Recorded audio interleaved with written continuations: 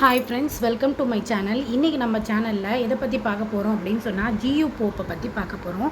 இவரோட பெற்றோர் யார் அப்படின்னு சொன்னால் ஜான் போப், அடுத்து கேத்தரின் யூக்ளோப். இவங்க ரெண்டு பேரும் தான் இவருடைய பெற்றோர். அடுத்து பார்த்தீங்க அப்படின்னு சொன்னால் இவருடைய தமையனார், இவருடைய கூட பிறந்தவருங்க யார் அப்படின்னா ஹென்றி.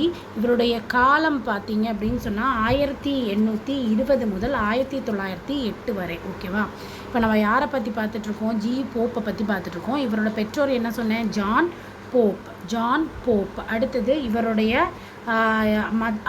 அம்மா பேர் வந்து கேதரின் யூலாப்.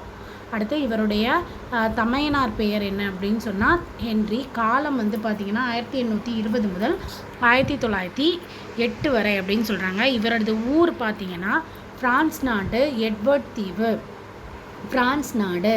அப்போது இவர் எந்த நாட்டை சேர்ந்தவர்? பிரான்ஸ் நாட்டை சேர்ந்தவர். ஓகேவா? இவர் எந்த நாட்டை சேர்ந்தவர்னா பிரான்ஸ், அதாவது ஃப்ரெஞ்சு நாட்டு எட்வர்ட் தீவை சேர்ந்தவர் தான் யார்? G U Pope. இவருடைய ஆசிரியர் வந்து ராமானுஜ கவிராயர். இது கண்டிப்பாக கேட்கறதுக்கான சான்ஸ் இருக்குது. ஜியு போப்போடைய ஆசிரியர் யார்? ராமானுஜ கவிராயர். ஓகேவா? எந்த நாட்டை சேர்ந்தவர்? பிரெஞ்சு நாட்டை சேர்ந்தவர், எட்வர்ட் தீவை சேர்ந்தவர். ராமானுஜ கவிராயர் தான் இவருடைய ஆசிரியர் அப்படின்றத நம்ம நல்லா தெரிஞ்சுக்கணும். நெக்ஸ்ட்டு பார்த்தீங்க அப்படின்னா இவர் மொழிபெயர்த்த நூட்கள், அதாவது ஜியு போப் வந்து மொழிபெயர்த்த நூட்கள் என்னெல்லான்னு பார்த்தீங்க அப்படின்னா திருக்குறள், அடுத்து நாலடியார், புறப்பொருள் வெண்பா மாலை, அடுத்து புறநானூறு, மணிமேகலை, சிவஞான போதம், திருவாசகம். என்னெல்லாம்? திருக்குறள், நாலடியார், புறப்பொருள் வெண்பா மாலை, புறநானூறு, அடுத்து மணிமேகலை, சிவஞான போதம், திருவாசகம். இது போன்ற நூல்களை எல்லாம் மொழிபெயர்த்தவர் யார் அப்படின்னு சொன்னால் ஜியு போப். ஓகேவா? அடுத்து இவருடைய ஆசிரியர் என்ன படித்தோம் நம்ம? ராமானுஜ கவிராயர். இதெல்லாம் நம்ம அடிக்கடி ரீகால் பண்ணிகிட்டே இருக்கணும். அடுத்து எலமெண்ட்ரி தமிழ் கிராமர் என்ற நூலை எழுதியுள்ளார். திருவிக படித்த முதல் இலக்கண நூல் எது அப்படின்னு சொன்னால் ஜியு போப் எழுதின இந்த எலமெண்ட்ரி தமிழ் கிராமர் அப்படின்ற ஜியு போப் எழுதின நூல் தான். ஓகேவா? அப்போ கொஸ்டின் வந்து இப்போ இந்த மாதிரி கொஸ்டின் புக்ஸை கொடுத்தும் கேட்குறாங்க. அப்போ நீங்கள் என்ன பண்ணணும் அப்படின்னா அதையும் இன்னும் நல்லா படிச்சுக்கணும். ஓகே, இதில் எந்த புக்கை வந்து ஜியு போப் எழுதியிருக்காரு? எலமெண்ட்ரி தமிழ் கிராமர் என்ற நூலை வந்து எழுதினவர் யார் அப்படின்னா ஜியு போப். இதை வந்து முதலாக இதை படித்த முதல் இலக்கண நூல், அதாவது திருவிக்கா படித்த முதல் இலக்கண நூல் எது அப்படின்னு சொல்லி கேட்டாங்கன்னா எலமெண்ட்ரி தமிழ் கிராமர். இதை எழுதினது யாருன்னா ஜியு போப்னு தெரிஞ்சுக்கணும் நம்ம. Poets of Tamil Nadu, the lifes of Tamil saints என்ற நூல்களையும் யார் எழுதுகிறாரு? ஜியு போப் வந்து எழுதியிருக்காரு. என்னது? போயட்ஸ் ஆஃப் தமிழ்நாடு, அடுத்து த லைஃப்ஸ் ஆஃப் தமிழ் செயின்ஸ், அதாவது சன்னியாசிகள், தமிழ் சன்னியாசிகளுடைய வாழ்க்கை அப்படின்ற மாதிரி நூல். ஓகேவா? போயட்ஸ் ஆஃப் தமிழ்நாடு, தமிழ்நாட்டில் இருக்கக்கூடிய போயட்ஸ் பற்றி, த லைஃப்ஸ் ஆஃப் தமிழ் செயின்ஸ் இந்த நூலையே எழுதினவர் யாருன்னா ஜியு போப். பாய்மர கப்பலில் தமிழகம் வர எத்தனை மாதங்கள் எடுத்துக்கொண்டார்? 8 மாதங்கள். அதாவது பிரான்ஸ்லேருந்து இங்கே வர்றதுக்கு எத்தனை மாதத்தில் பாய்மர கப்பலில் வந்தார்னா 8 மாதத்தில் வந்தார். அடுத்தது 1856 வந்து திருமணம் செய்து கொண்டார்.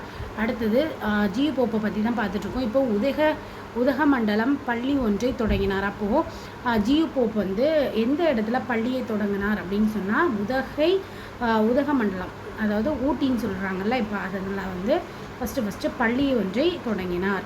அடுத்தது 19வது வயதில் சமய பணியாற்றி தமிழகம் வந்தார்.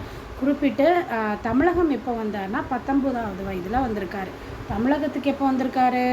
19வது வயதில் வந்திருக்காரு. அப்போது 8 மாதம் ட்ராவல் பண்ணி எங்கே வந்திருந்தார் அப்படின்னா 19வது வயதில் 8 மாதம் ட்ராவல் பண்ணி தமிழ்நாடு வந்திருக்காரு. ஓகேவா? இது அப்படி சேர்த்து படிச்சுக்கோங்க. 19வது வயதில் 8 மாதம் ட்ராவல் பண்ணி தமிழ்நாடு வந்திருக்காரு. தமிழ்நாட்டில் சென்னை சாந்தோம் பகுதியிலும் திருநெல்வேலி மாவட்டத்தில் சாயர்புரத்திலும் தங்கி சமயபணி ஆற்றினார். அப்போது எங்கெல்லாம் தங்கி சமயபணி ஆற்றியிருக்காரு அப்படின்னா சென்னை சாந்தோம் பகுதியிலையும், அதே மாதிரி திருநெல்வேலி மாவட்டத்தில் சாயர்புரம், எந்த இடம்னு சொல்லிட்டு படிச்சுக்கோங்க. சாயர்புரம். சென்னையில் பார்த்தீங்க அப்படின்னு சொன்னால் சாந்தோம், அந்த சர்ச்சு சொல்லுவாங்கல்ல, சாந்தோம், அது பக்கத்துலேயும் இருந்து அவர் வந்து அவருடைய சமய பணியாற்றினார். இந்திய சஞ்சிகை, என்னது? இந்தியன் சஞ்சிகை, இந்தியாவின் தொல்பொருள் ஆய்வு முதலிய ஏடுகளில் தமிழ்மொழி பற்றிய ஆராய்ச்சி கட்டுரைகளை ஆங்கிலத்தில் எழுதியுள்ளார். ஓகேவா? எந்தெந்த பத்திரிகையில் அந்த தமிழ் மொழியை பற்றின ஆராய்ச்சி கட்டுரைகளை எழுதியிருக்கார் அப்படின்னா, இந்தியன் சஞ்சிகை, இந்தியாவின் தொல்பொருள் ஆய்வு முதலிய ஏடுகளில், இந்தியன் சஞ்சிகை, இந்தியாவின் பொருள் ஆய்வு முதலிய ஏடுகளில் தமிழ் மொழி பற்றிய ஆய்வு கட்டுரைகளை ஆங்கிலத்தில் எழுதியுள்ளார். 600 செயல்களை நீதி நூல்களிலிருந்து ஆய்ந்தெடுத்து தமிழ் செய்யுட்கலம்பகம் என்னும் நூலை தொகுத்தார். அப்போது எத்தனை செயல்களை ஆராய்ந்து அப்படின்னு சொன்னால் 600 செயல்களை ஆராய்ந்து அவர் ஒரு நூலை ஆராய்ச்சி நூல் மாதிரி எழுதியிருக்காரு. யார்? ஜி.யு. போப். அது என்னென்னா தமிழ் செய்யுட்கலம்பகம். அப்போது தமிழ் செய்யுட்கலம்பகம் அப்படின்ற நூலை எழுதினவர் யார் அப்படின்னு கேட்டால் என்ன எழுதணும்? ஜி.யு. போப்னு எழுதணும். அடுத்து புறப்பொருள், வெண்பாமாலை, புறநானூறு, திருவருட்பயன் முதலிய நூல்களை பதிப்பித்துள்ளார். இப்போ கீழ்கண்டவற்றில் இவர் பதிப்பித்த நூல், அதாவது ஜி.யு. போப் பதிப்பித்த நூல் என்னன்னு சொல்லி கேட்டாங்கன்னா, புறப்பொருள், வெண்பாமாலை, புறநானூறு, திருவருட்பயன் முதலிய நூல்கள். திருவருட்பயன் என்னெல்லாம்? ஃபஸ்ட்டு புறப்பொருள், வெண்பாமாலை, புறநானூறு, மூணாவது என்னது? திருவருட்பயன் முதலிய நூல்களை பதிப்பித்துள்ளார். அடுத்தது 1885 முதல் 1908 வரை இங்கிலாந்து பல்கலைக்கழகத்தில் தமிழ் தெலுங்கு கற்பிக்கும் பேராசிரியராக பணிபுரிந்தார். இப்போ எந்த மொழிகளை இங்கிலாந்தில் கற்பித்தார் அப்படின்னா தமிழ், தெலுங்கு. எந்த காலகட்டம்னா 1885லேருந்து 1908. அடுத்து 1886 திருக்குறளை ஆங்கிலத்தில் மொழிபெயர்த்து வெளியிட்டார். இது கேட்கறதுக்கான சான்சஸ் இருக்குது. எந்த வருஷத்தில் மொழிபெயர்த்து வெளியிட்டார்னா, ஆங்கிலத்தில் வெளியிட்டார்னா 1886. யார் அப்படின்னு சொன்னால் ஜி.யு. போப். ஓகேவா? ஜி.யு. போப். ஓகே, மறந்துடக்கூடாது. இதையும் நம்ம நல்லா தெரிஞ்சு வச்சுக்கணும். அடுத்து 1900 திருவாசகத்தை ஆங்கிலத்தில் மொழிபெயர்த்து வெளியிட்டார். அப்போது ஜி.யு. போப் திருக்குறளை ஆங்கிலத்தில் மொழிபெயர்த்த வருடம் என்ன? 1886. அதுவே திருவாசகத்தை ஆங்கிலத்தில் மொழிபெயர்த்த வருடம் என்ன? 1900. திருவாசகம் நிறைய திருன்னு ஆரம்பிக்கும், நம்ம கன்ஃபியூஸ் பண்ணிடக்கூடாது. இவர் மொழிபெயர்த்தது 1900 மொழிபெயர்த்தது என்னது? திருவாசகம். 1886 மொழிபெயர்த்தது என்னது? திருக்குறள். அடுத்து 1908ஆம் ஆண்டு பிப்ரவரி மாதம் 11ஆம் நாள் மறைந்தார். எப்போ மறைந்திருக்காரு? இறந்தார் அப்படின்னா 1908 மறைந்தார். எப்போ அப்படின்னா 1908 11/2/1908. ஓகேவா? அடுத்து தம் கல்லறையில் இங்கே ஒரு தமிழ் மாணவன் உறங்கிக் கொண்டிருக்கிறான் என எழுத வேண்டும் என்று தனது இறுதி முடிவில் உயில் எழுதினார். ரொம்ப முக்கியமான ஒரு கொஸ்டின் இது, நிறைய வாட்டி கேட்குறாங்க. இது இதை சொன்னவர் யார் அப்படின்னா ஜி.யு. போப். மறந்துடவே கூடாது. என்னதான் அவர் பிரான்ஸ்காரராக இருந்தாலும் தன்னுடைய தான் இறந்தப்புறம் இந்த கல்லறையில் இங்கே ஒரு தமிழ் மாணவன் தூங்கி கொண்டிருக்கிறான் அப்படின்னு சொல்லிட்டு எழுதணும் நீங்கள் அப்படின்னு சொல்லிட்டு இறந்தவர் யாருன்னா ஜி.யு. போப். மறந்துடாதீங்க.